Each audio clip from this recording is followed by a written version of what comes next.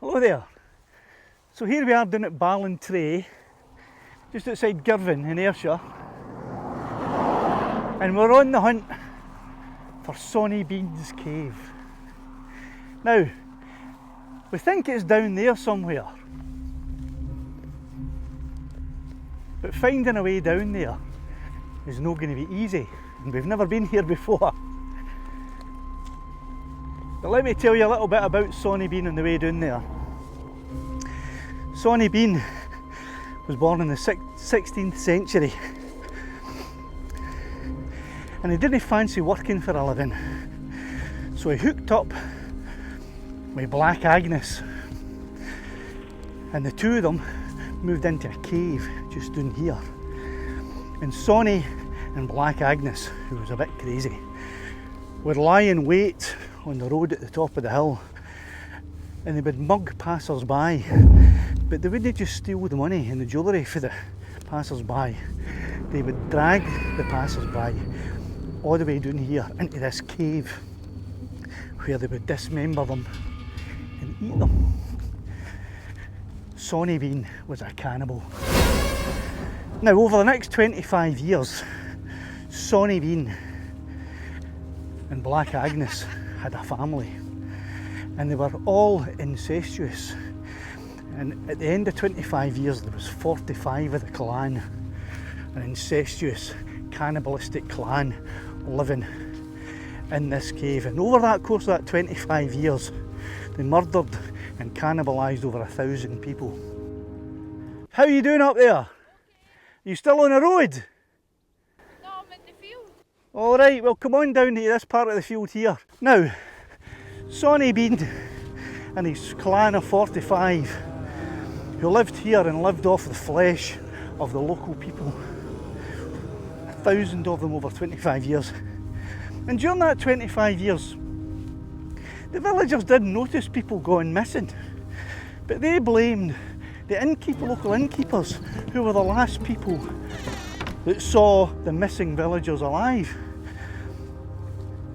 So Sawney and his clan probably mugged the drunkards who were the last out of the pub at night. Anyway, there was a few searches in the area because the villagers thought it was some kind of creature that was killing their people, but they never found a creature.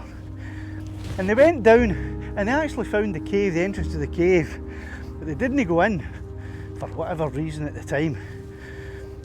Superstition, fear, I don't know. But Sawney, Black Agnes and the Bean clan continued with their cannibalistic ways until one fateful night, fateful for them, they tried to mug a man and his wife who were on horseback coming for the local fair. And unfortunately for Sawney Bean and his clan, the man was quite a swordsmith and a pistolier, and he managed to hold them off. Unfortunately, some of the clan pulled his wife off the horse and mauled her to death in a couple of seconds. But this gave the man a chance to hold them off until more of the fair folk arrived and sought off the clan, who all ran away back to the cave. And it was just after this that the reports were given to the local magistrate, who then informed the King James VI of Scotland, who sent out an army of 400 men to scour the hills, and they found the cave. And upon entering the cave, they discovered the Sawney Bean clan, Sawney, Black Agnes and 43 of their incestuous children and grandchildren, and maybe even great-grandchildren. The cave was filled with the dismembered limbs and the hanging bodies of their victims, and there were barrels full of the pickled remains. I'm not coming up. Why? It's fine, come on! The Sawney Bean clan was taken to the Tolbooth jail in Edinburgh, where the men had their genitalia cut off, their hands and feet cut off, and they were bled to death. Sawney Bean's last words were, "It's no over, It'll never be over, as he died. The women folk and the children were burned alive at the stake. This was without a trial, because the people believed that these beings were inhuman, subhuman, and didn't deserve a trial. So down here, we are going to try our best to get down and into the Sawney Bean Cave. And we'll give Lassie a fly around of the area so you can see what it's like from above.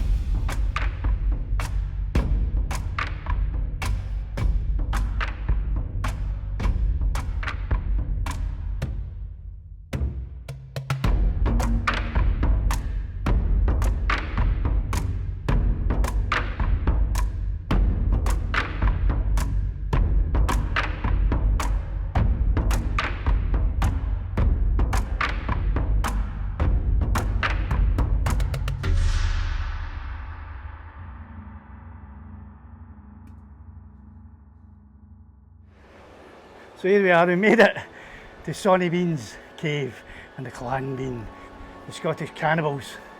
And we're going to go in, if we can clamber over the big rock that blocks the entrance, we're going to go in and see if we can find any bones lying about.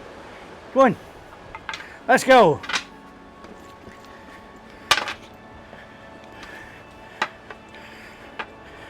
The only thing I'm thinking about now is a climb back up that hill that we just climbed down. Right, here we go. So, this is the big boulder that blocks the entrance. Right, now we need to put the camera down for a wee minute. Oh, there's my stick away. Right, I need to put the camera down for a second.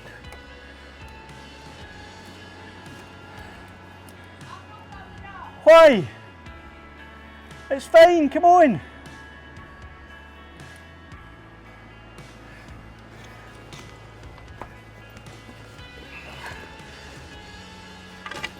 And it's just there.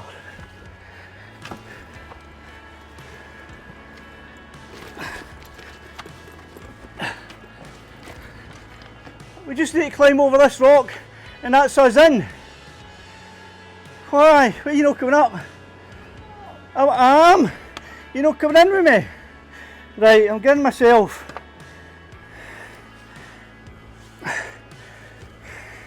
And see what it's like, okay? Wish me luck. Right, if we can get over this flaming big rock here, right. Let's go.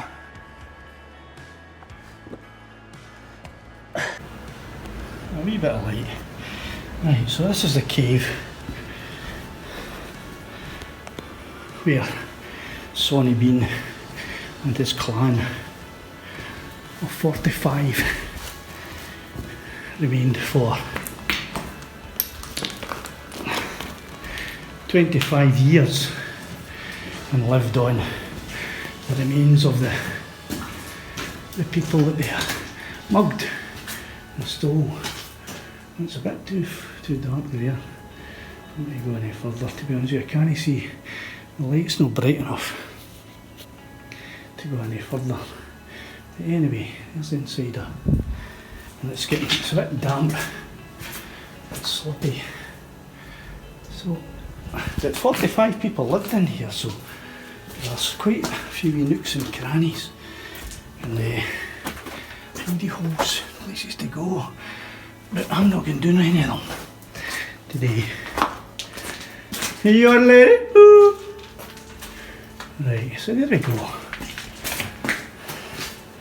The cave of the Sawney Bean Clan.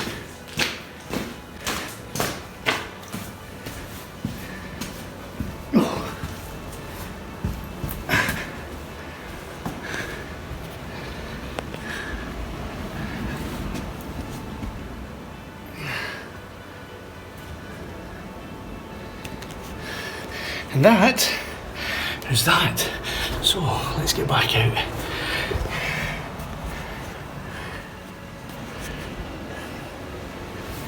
Ooh.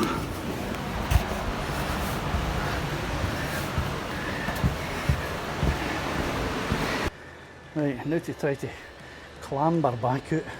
My feet are all slippy now because it was quite wet and slimy on the floor. I think it was maybe some blood and grizzled remains of cannibalised human beings that were left in there.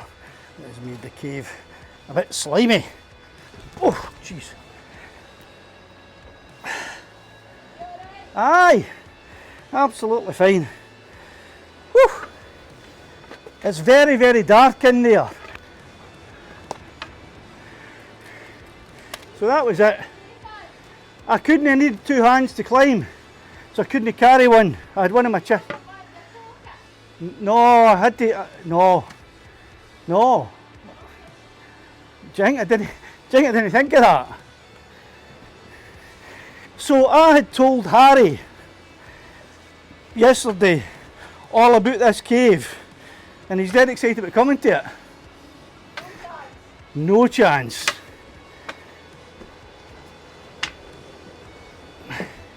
But aye, it's interesting. The cave goes a lot further than just there, but there are tiny wee bits to go, because don't forget 45 people lived in there. But I couldn't see, it was so dark, the light wouldn't light up, and I thought, well, I'm not going up there because I don't know how narrow it gets.